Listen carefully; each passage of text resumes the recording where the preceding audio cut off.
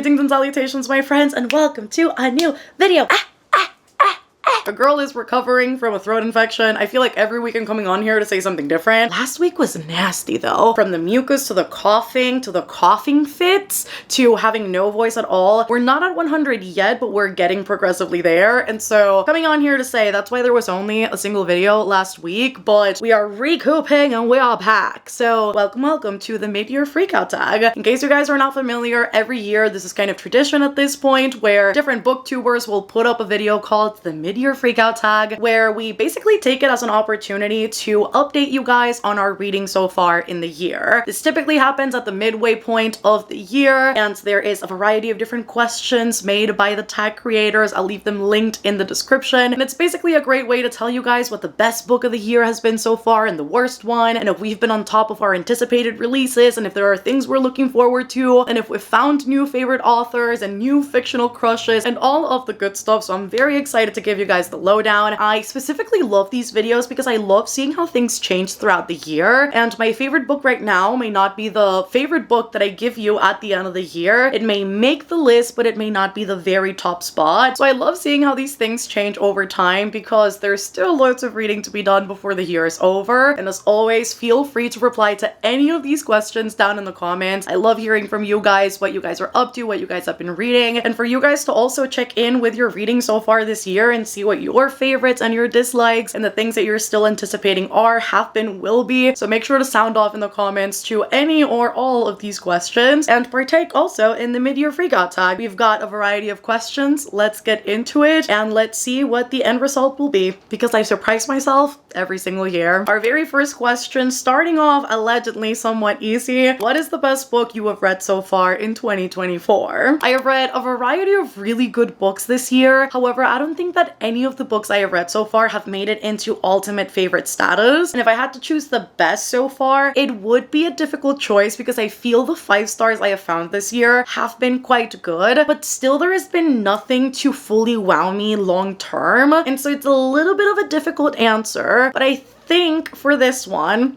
I'm gonna go for something that has fully revitalized my love for this specific genre and something that makes me more hopeful to see more things in this genre for further along in not only this year, but also in consequent years, because I'd love to see more stories like this one. And that book is Bride by Ali Hazelwood. If you've been in my channel for a while, then you'd be no strangers to the conversations I've had in live shows and previous videos about the lack of really good paranormal romance books. I feel regardless of which creature we are talking about, there are loads of books out there that are not necessarily the best written, or that maybe are the most interesting, or that the couple's chemistry fully makes sense, and Bride fully gave me hope for what is to come in the future. So in Bride, we follow a marriage of convenience between a vampire and a werewolf. Our main character, Mystery, is the daughter of one of the most important vampire councilmen, and as part of their dynamic, she gets sent to the human faction as the vampire collateral, meaning that if the characters were to ever break any of their treaties with the humans are in their full right to do whatever they see fit with Mystery as their collateral. And because she's been so out of touch with the vampire and the supernatural world in general, as she reintegrates herself into it, she finds herself in a bit of a limbo, and more so when she ends up striking this marriage of convenience, this alliance with the person she least thought possible, and that would be Lo Morland, who is one of the most important alpha werewolves. They both have got different motivations that ultimately bring them together, and as they start getting to know each other better through time, they start realizing that all they thought they knew about each other's species is not all true, and there is much to learn, much to adjust, and much to realize during this journey together. And I really love the way that the relationship comes about. It is very much a slow burn, even though the initial attraction is there. I really loved the fact that the politics of the world were very clear, and Ali Hazelwood didn't really stumble a whole lot in the creation of the world. Kind of gave me Underworld vibes, which I very much appreciated because it's one of my favorite films. It's very nostalgic for yours truly, and so I enjoyed every single bit of this. It really reminded me of Michael and Celine. Even though the dynamics are not exactly as is, it definitely brought me back and it gave me a lot of joy. The romance in itself was very sultry, which I definitely appreciated. It contained a lot of the paranormal romance elements that I like, and so Miss Hazelwood did not stumble with this one. It was truly one of the best books I have read this year, and I can't wait to see what else she'll do in this realm, because it's super different to what she typically does, but that is not unwelcomed because I want more of this. Next up, we have got best sequel you have read so far in 2024, and this is easy money. No questions asked. And that is Magnolia Park's The Long Way Home. There was no doubt in my mind, as I knew I was making the mid-year freakout tag, that this book was gonna make it in. I didn't know exactly in which question I'd put it, but just given the fact that when I think sequels, I think about a direct continuation of something, I knew this was going to be the one, because I have read romance series that are different standalones, but they all interconnect in some way. I know those are sequels, but my brain doesn't process them as such, and so this being a direct sequel, I knew this had to be the one. And in this series, we follow the story of Magnolia and BJ, who are childhood best friends. They are both from very wealthy families and also friend families, and when they get together for the very first time, it goes without saying by everybody around them that they are meant to be together. If there was ever a couple that needed to exist with each other, it is Magnolia and BJ. Except that then BJ kind of messes up, and by kind of, I mean he does mess up a lot, and he cheats on Magnolia, and Magnolia, rightfully so, decides to leave his sorry ass. Except that their dynamic turns very complicated because neither of them leaves each other's lives, and so they're still besties for the resties. They reside in the same friend group, and they have the same friends, and it seems that everything they have, they share, and they, through time, develop loads of really toxic and unfair mechanisms to make sure that the other person still cares, and that they still somewhat have them in their grasp if they ever decided to get together again and try things again. It leads to a very toxic cycle between these two characters trying to find their way back to each other and yet continuously hurting each other because they haven't fully healed from all that plagues them as individual people, but also as a unit. I read the first book last year, and I think it also made it into my mid-year freakout tag because I really ended up loving it after thinking that I wasn't going to enjoy it. It's a very toxic, very rich people drama narrative. You know that the characters are not necessarily good people, so if you know what you're getting yourself into, I think it makes for a really enjoyable and drama-filled time. All of those narratives that were kind of left out in the open in book one, that were open-ended, you kind of are left with questions and you don't really know what a lot of these things mean, and a lot of their past and what certain dates signify for these characters. You find all of that significant, really important, really character-shaping information in this book, and I was pleasantly surprised that as soon as we start, we're starting to get answers. This second book does have a tiny bit of a time jump between the first one and this one, which I think makes a lot of the emotions and a lot of the tension and a lot of the forgiveness that does ensue in certain aspects a lot more justifiable in ways, because characters do have time to, I won't say heal because they're still toxic in their own right, and I don't think they've put in the work that needs to be put in, but I think it gives them enough time to really simmer on all of these ideas to then figure out what it is they want to do moving forward, and that aspect I really enjoyed. I really enjoyed the fact that we got loads of Magnolia and Julian, which I definitely wanted to see. We see characters build relationships and friendships with each other in ways that I didn't expect them to during book one or after book one, and so this was a pleasant surprise, although not that surprising because I already knew I was going to really enjoy this after reading book one. New release you haven't read yet but want to, and there are plenty of them. Every single year I make a most anticipated releases video at the beginning of the year, and let me tell you, I have not read the majority of the books that I had on that list. I have read a few, which I'm honestly very proud about because Lord knows I really suck at reading new releases, but this go around I think I've been quite good at acquiring them and reading them immediately after I get them. But there are still a few that I haven't read yet, some that I own, some that I don't own yet, some that I don't have with me yet, and I'll give you the little rundown of what all of them are. So please hold as I fetch some of them. First one is Ali Hazelwood's Not in Love. I hate the cover for this one because it doesn't match up with the rest of her books. However, I am really excited about this. It still resides in the STEM world. I don't think it's in the STEM series, or maybe it is, I'm not sure because the cover is different, so I'm not really able to tell here, but it still follows a main character who works in STEM, but it is a billionaire forbidden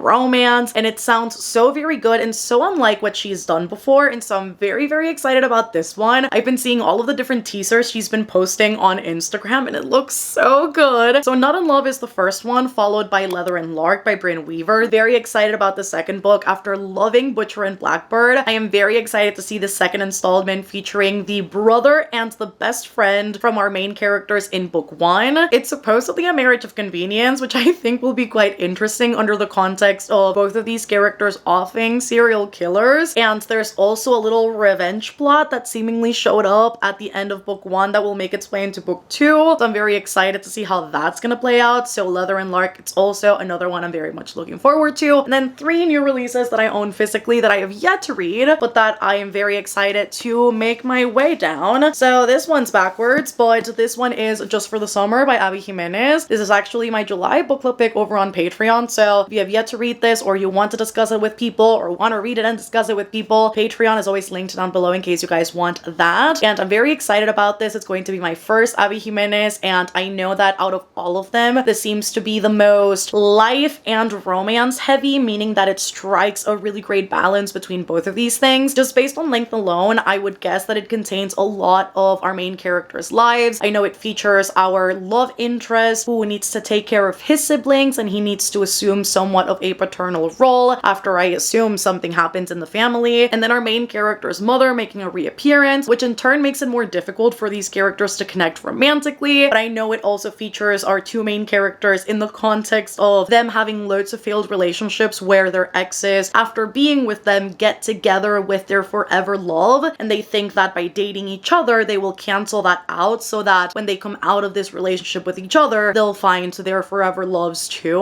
And I think that sounds really cool, so I'm very, very excited about Just for the Summer when the time is right. I also have Where Sleeping Girls Lie by Farida Abike Iyimide. I absolutely loved Ace of Spades when it came out. You guys already know. That was actually also featured in my, I think, 2nd ever mid-year freakout tag. And in this one, Shadeh Hussein, our main character, will get to her new prestigious high school, and on her very first night at said school, her roommate goes missing, and she is basically pinned by the whole student body as the culprit of said disappearance. And then she ends up befriending a super elite group of friends, who in turn makes her seem more suspicious, and then somebody turns up dead, and there's a whole lot of drama. And I just know with no doubt in my mind that Farida is going to absolutely deliver on an amazing narrative, so I'm very excited to get this read. It's also a super floppy paperback. This is the version they had here in Panama, and you better bet I love me a good paperback. I had to get myself this copy, so very excited for that as well. I'm trying to put that into my July TBR. And then last but not least, we have got The Familiar by Lee Bardugo. It's set in the Spanish Golden Age with our main character who has got a set of powers and abilities that she needs to keep hidden, otherwise she'll be persecuted for them. But then the lady of the house finds out that she has this set of abilities, and she basically coerces our main character into using those to give this family a better social standing, and things move on from there. There's magic and secret, and the aesthetic in itself is very gothic, which I really love. I have seen loads of fan art and things for this book so far that make me more excited for it. And then it's also got black sprayed edges, which I think is super cool for a first edition. I've been seeing that more and more recently, which is nice. Most anticipated release for the second half of the year. I don't have a lot of them so far. I have yet to sit down and really figure out what is coming out towards the second half of the year, but I do have a few jotted down that I'm very excited for. The first one being The God and the Gumiho. You guys know anything that gives me K-drama vibes, anything that features an untailed fox, a Gumiho, I really want to read. And this one specifically features, again, a god and a Gumiho that works at a coffee shop that end up befriending each other over the counter. And it seems like the coziest, most fun time in a fantasy setting. And so this one makes me really, really excited. It seems right up my alley for many different things. And so I'm very excited for this one to come out. We have got The Wren and the Holly Library, which is a Beauty and the Beast retelling. It's a fantasy romance. Don't know a whole lot about it, but it does look quite cool. And so this is also another one that I'm looking forward to. I have a love-hate relationship with fantasy romance because I feel some of the ones I find are really, really good, whilst others don't really catch my attention. And I have an issue with this specific genre not putting enough emphasis in the world building and whatnot, which I know is supposed to be the point. I know it's supposed to be one of those stories that focuses more heavily on the romance, but you can still flesh out a cool fantasy world without giving it up for the sake of the romance. And so I want it to have a good balance of both. Next up, we have got The Seventh Veil of Salome by Silvia Moreno Garcia. I am really, really excited about this one. It's set in 1950s Hollywood as a movie is being made of Salome, which is an ancient figure that has inspired thousands of artists through time, and a lot of different actresses are coveting this one role because they know it is one of those star-making roles anybody would kill to get. But when an ingenue gets the role, one frustrated actress takes loads of issues with it. It's a 3-part narrative between the coveting actress, the ingenue that gets the role, and then the story of Salome herself. I think this is more along the lines of historical fiction than it is thriller or horror like she's done in the past, but either way, I trust my girl and I will read anything she puts out, including a historical fiction, which I typically would not read. And the last one I was going to mention allegedly has come out already. I haven't heard anybody talk about it yet, but it is Tidal Creatures by Shannon McGuire. Fire. This is the third book in the alchemical journeys, the first one being Middle Game, which you guys know I am obsessed with. The second book, Seasonal Fears, was not so good. This one, however, instead of dealing with winter and summer or the doctrine of ethos, is all to do with the moon, and I really don't know what the narrative will look like. I don't even know if it'll be good. I am hoping that it is, because Middle Game cannot have been a one-hit wonder for me, so I'm hoping the title creatures will do the trick, that it is an amazing one. I probably will borrow it from the library instead of getting it physically, because I really don't want to be disappointed, but I'm hoping that Shauna Maguire will do the trick, because this series has been up and then down, and I'm hoping it goes back up now. Next up, we have got biggest disappointment so far this year, and I have got two different popular books that I definitely did not enjoy. You guys have heard plenty about them, and the first one is Wild Love by Elsie Silver. You guys also know I really love Elsie Silver. Most of her books have been a hit for me, and so this one was painful because I really wanted to love Wild Love and to fall in love with this new series she's got coming out. I'm still excited about Wild Eyes, I think is the second book in the series, but this first one was not so good. I was overall disappointed by the series of events in the characters' romance. For people that have known each other their entire lives, it definitely screamed underdeveloped for me. The main character was also a brat in and out of the bedroom, and that to me didn't cause any sort of sensations other than annoyance, really, and so that aspect to me wasn't really enjoyable either. There is a single parent trope in here, and I also didn't enjoy that, but it's because the circumstances surrounding it are not really conducive, I think, to the best dynamics. Our main male character stumbles across the fact that he is a father after giving up some donations, if you know what I mean, by the child knocking on his door exclaiming that she needs to stay with him for a while because she has got nobody to take care of her, and against all odds he says yes because he feels responsible for her in some way, shape, or form. And although their relationship does get better throughout the book, it definitely doesn't have nearly enough development for me to feel like his overprotectiveness over her, or that his love for her or his care for her, that again grows with time, is realistic in any way, shape, or form. And so I was missing loads of things in the story being shown to me instead of being told, and sadly the book spends too much time in unnecessary smut, unnecessary dirty talk, and these two characters, our main characters, being very hatefully bantery with each other because they've got this sort of rivalry going on. But it is a best friend sister situation, and so these two have exclaimed that they cannot be with each other, and so they're kind of bantery and nasty ways with each other to keep each other at arm's length, because they know that they can't fool around. They know they can't fool around with each other because the brother would take issue, but there's really none of that at all. So Wild Love unfortunately was not a hit for me, although it features loads of things that I would typically like a billionaire romance and a single parent trope, and again a best friend sibling in close proximity and all these different things, but alas, Elsie Silver did not hit with Wild Love. Powerless by Lauren Roberts. You guys know this has been one of my few DNFs this year, and I definitely do not regret DNFing this book. This was so far out from what I was wanting it to be, or what I was expecting it to be, or what was promised to me by the general public, because everybody really, really loves this book. This is supposed to be a Hunger Games setup in which our main character Peyton is pretending to be an elite, which are people that survived the plague and got powers in exchange for their surviving it. Basically, it's like a little reward, and ordinaries, non-magical, non-agile folk are illegal, so anytime they find one, they execute them, and she is an ordinary, which is why she lives pretending to be an elite, because it is the only way for her to survive. And every once in a while, I can't remember if it's every year or every few years, there is this competition in which they'll bring in a bunch of different elites and a bunch of different people with abilities to fight to the death, basically. I feel like I'm a broken record when it comes to Hunger Games being used as a comp, but whenever there is a competition-based game in any book, but specifically the name Hunger Games is used as the descriptor, I am expecting the story to describe to me, to explain to the reader, to show the reader why exactly this dynamic exists in the first place. Is it to distract the general population? Is it to control the general population? Is it to keep everybody subdued? Is it to control the narrative? Is it to keep the poor poor and the rich rich? Is there any gap specifically societally, socioeconomically that this specific competition provides, makes, builds? And whenever I enter these sorts of books, I find that it doesn't often have that explanation, and it in turn makes me very frustrated as a reader, because the Hunger Games is not just a competition where people off each other for the sake of it. It has a lot of context behind it, and most, if not all, of these similar format books or manga series or translated books that precede unlike The Hunger Games, also have that common denominator that Powerless was severely lacking. Also, when it comes to the characters' motivations respectively, they to me make absolutely no sense. It in no way, shape, or form explains their drive, their motivation, their frustrations. It was more frustrating for me, I think, than it was for them. And when it comes to the romance, so unnecessary. The development of events was just so nonsensical that I did not enjoy this one bit. So Powerless sadly was not for me. Again, it's been for a bunch of other people, but this girl sadly not it. Biggest surprise so far this year, also easy money. I think for this one, it has to be Throne of the Fallen by Carrie Maniscalco. The reason why this book specifically is a surprise is because her previous series did not end well for me. I really enjoyed Kingdom of the Wicked. I think that was a good time. Kingdom of the Curse, not so much. And after I finished that book, I kind of swore off Carrie Maniscalco for a little bit there. When this book was coming out, I wasn't sure whether or not I was going to read it because I hadn't read the last installment in the past series. I thought the world was so much better fleshed out in this than it probably was in the first two books of the Kingdom of the Wicked series, which I definitely appreciate. The romance between the two characters was extremely slow burn as well, and it made loads of sense in the development of events. I love that we swing between the real world and then the underworld and really understanding a lot of those court politics that take place in this world, and that our main character is very unlike what I typically observe in female presenting protagonists in fantasy stories. So I really loved it for that reason. We also have sort of this Bridgerton Regency element to this, which I quite enjoyed, which also made it kind of different from the Kingdom of the Wicked series. And in this one, we follow Prince Envy after he receives an invitation from the Fae to participate in this competition that will allow him to restore his court to its full power. He committed a mistake years and years ago with a human that has left his court weakened, and it seems like the only way for him to find answers and a resolution is through this competition. Through the different set of tasks and quests, he ends up stumbling across Camila Antonius, which incidentally seems to be a part of his quest. She wants nothing to do with him. She definitely doesn't want to help him out with whatever he's seeking, but when she finds herself in peril too and in need of help to get out of a very specific situation, she ends up figuring out that there is some sort of mutual gain from what he is requesting, and they form an alliance for very different reasons in order to get what they are looking for. And what I love about Camila is that she's not this sword-wielding, teeth-bearing, slay your enemies kind of protagonist. She is much more about the wits and the cunning and the really organizing herself strategically to figure out what her next moves are. And I loved seeing a character lean more towards that divine feminine energy, I guess we could say, whilst really using her brains in order to further the plot. I also really loved learning about things that weren't necessarily either explained or thoroughly explained in Kingdom of the Wicked. So I think this is a really great extension from that series, if not even better. And I loved this. It was very surprising, but very fucking good. Favorite new author, debut, or new to you?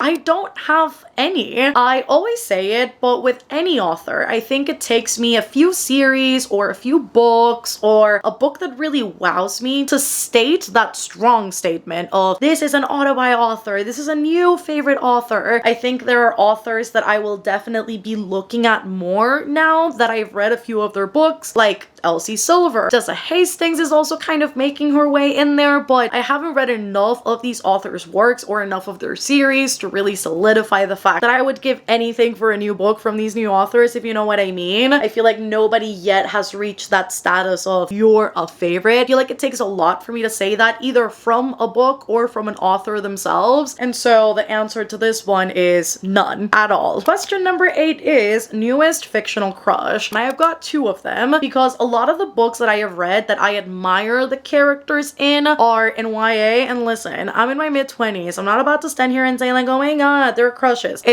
They're young adults. But what I can say is I love the way that they navigated each of their respective narratives, or maybe I loved the way that the characters interacted with each other. But when it comes to actual fictional crushes, I can say Cade from Heartless by Elsie Silver. What I would not give for a man like that, I just have to say that publicly. Cade from Heartless where do I get myself one? And then Laura from An Education in Malice also was a big one. I think the way that she embraced her sensuality, her sexuality, her queerness, and all of her different like kinks and quirks, I really, really loved her for it. I love how she vocalized and also did all of her introspection in terms of what she liked and what she disliked and the things that she'd like to explore. I think that in itself was really fucking cool to read about, especially because incidentally in my lifetime I have stumbled across many not so great sapphic books, but An Education in Malice, if it did anything right, it was the sapphic romance. And then other characters that I need to give shout outs to that I really loved, but I wouldn't say they're crush status. I think as a pairing, I really loved Wit and Inez from What the River Knows. I think they're absolutely amazing in their banter, in the way that their relationship progresses, in the way that Inez fearlessly embraces and emboldens herself to vocalize the fact that she does want to be with Wit, to then Wit basically giving up everything for Inez. I really, really loved them as a couple. Another character that absolutely stole my heart was Laith from A Tempest of Tea. I think also his dynamic with Arthi throughout the entire book was one of my absolute favorites, from, again, the tension, from the banter, from the fact that they really seem to understand each other in ways that maybe other people cannot understand them, from all of the lies and the secrets that pose an issue in their specific union. I really just loved Laith and Arthi as well. Absolutely loved them. I love that this slowly turned from fictional crushes to favorite pairings in books. And listen, what can I say? Some of these are still kids, so I can't say too much, but I love them and their dynamics, and I can't say more than that. Newest favorite character, and this one to me was blatantly obvious because there is not a single individual character that has stole my heart more than Vera Wong from Vera Wong's Unsolicited Advice for Murderers. This old lady made me cackle like nobody else has in a book. She is so honest and so unapologetically herself while still internalizing a lot of things that she hasn't felt comfortable saying to her family. So we get her being extroverted whilst also introspecting on a lot that makes her feel lonely and sad, and things that she wishes would change about her everyday life because she feels like there is nothing interesting happening in her life. And through the mystery that happens in this book where she finds a dead body in her tea shop, she ends up meeting a group of people that give her purpose, a renewed sense of life and of living that I really enjoyed seeing. Seeing her play matchmaker with the different characters was incredibly joyful. Seeing her be just a little bit too honest to the point that it got a little bit crass was also incredibly joyful to read about. The audiobook made for an amazing experience. So if I had to choose a single character that absolutely stole my soul, it'd be Vera Wong because she is unmatched. A book that made you cry, and I'm not gonna lie, this one was a little bit hard because although a lot of books have made me emotional this year, I haven't had like a full-on sobbing experience in a while with a book. And when I was looking through my Goodreads, I was like, this one has got to be the closest I have gotten to ugly crying, and that is The 7-Year Slip by Ashley Poston. This was a surprising one in terms of the emotional levels because I didn't realize going into this that the book would have such a strong theme of grief, and so it is a forewarning if you're wanting to go into this book. It explores so very in depth, and I thought I was gonna get a cute romance between a chef and a girl who is very unclear about where her life is going in the future. And then on top of those things, which I did get, I got the story of a girl who is very lost in life because she lost her aunt. And now that she has lost her aunt, who she shared a space with and who she traveled the world with and who she experienced so much joy with, she really doesn't know where life is taking her next. And reading all of that internal monologue on how she relates small everyday things to her aunt and how the loss of her seems so all-encompassing, where it's not only about the absence of this body in, you know, in this plane of existence, but it's more so about everything a person leaves behind when they die. And it's different smells, and it's things that you can touch, and it's things that you can see, and it's a specific song and a specific dish, and there are so many things that remind you of people after their passing that it makes it all the more difficult to heal sometimes because it seems like everything around you reminds you of them. I didn't realize the book would talk about all of that, and it broke my soul. It broke my soul to read about this character who seems very lost in her grieving journey and who doesn't know like where to go and what to do and how to handle this, whilst also reading bits and pieces of her aunt's life before she passed and all of these different anecdotes that made Annalie.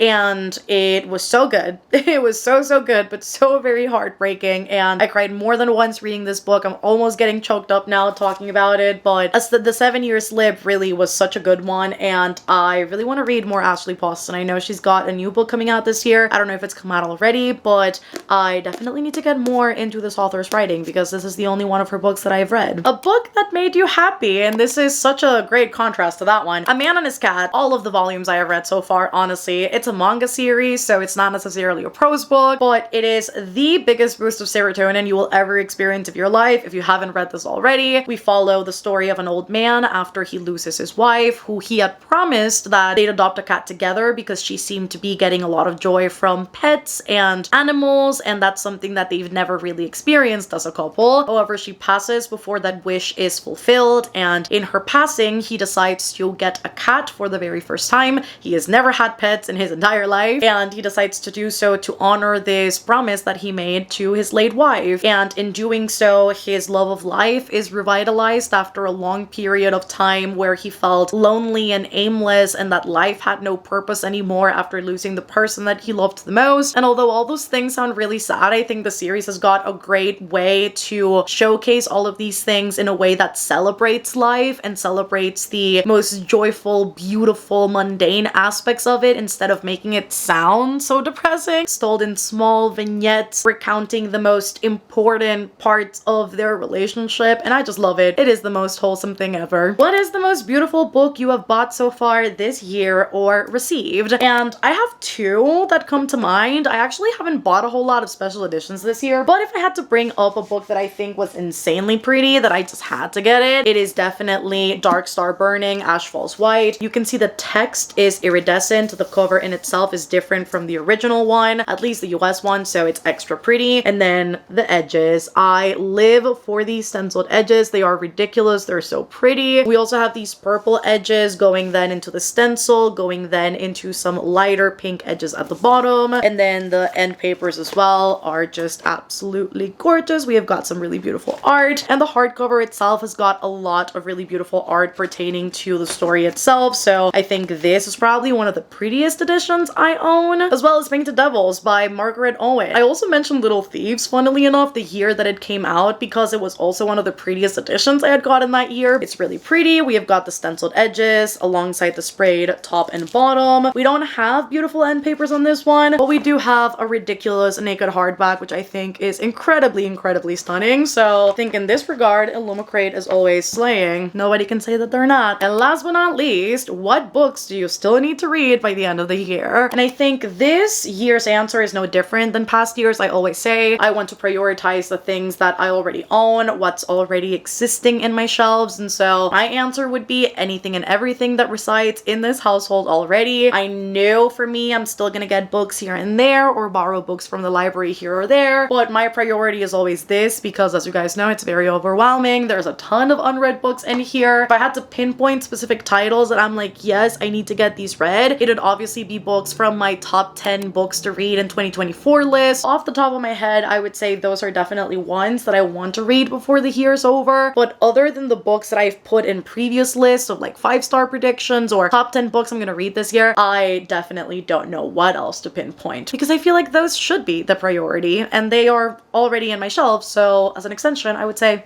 everything. And that is it for today, friends. That is everything I have got for you in this mid-year freakout tag. I hope that you guys enjoyed this. As always, let a girl know in the comments what your answers to these questions would be. I'd love to see if there is some overlap, if you guys have got different favorites, different fictional crushes that you're really into at the moment, and any and all things that you want to reply, make sure to do so in the comment section down below. Don't forget to give this video a thumbs up if you enjoyed it, and if you reached the end of the video, let us leave a T emoji if you reach the very end of the video. Make sure to subscribe if you haven't done so already for more content like this. And if you want to support the channel further, I do have a Patreon. It is always linked down below in case you guys want to help support the channel further. It's always a great way to make sure that things are running smoothly, and you do get tons of things in return, like a Discord server and sprints and different live shows, from game nights to catch-ups to movie nights to watch parties to readathons and behind the scenes and all of the good stuff. So you definitely won't want to miss on any of that. And again, it helps support the channel some extra. That is always linked down below alongside the rest of my socials. I love you guys so much, and I will see you on the next one. Bye.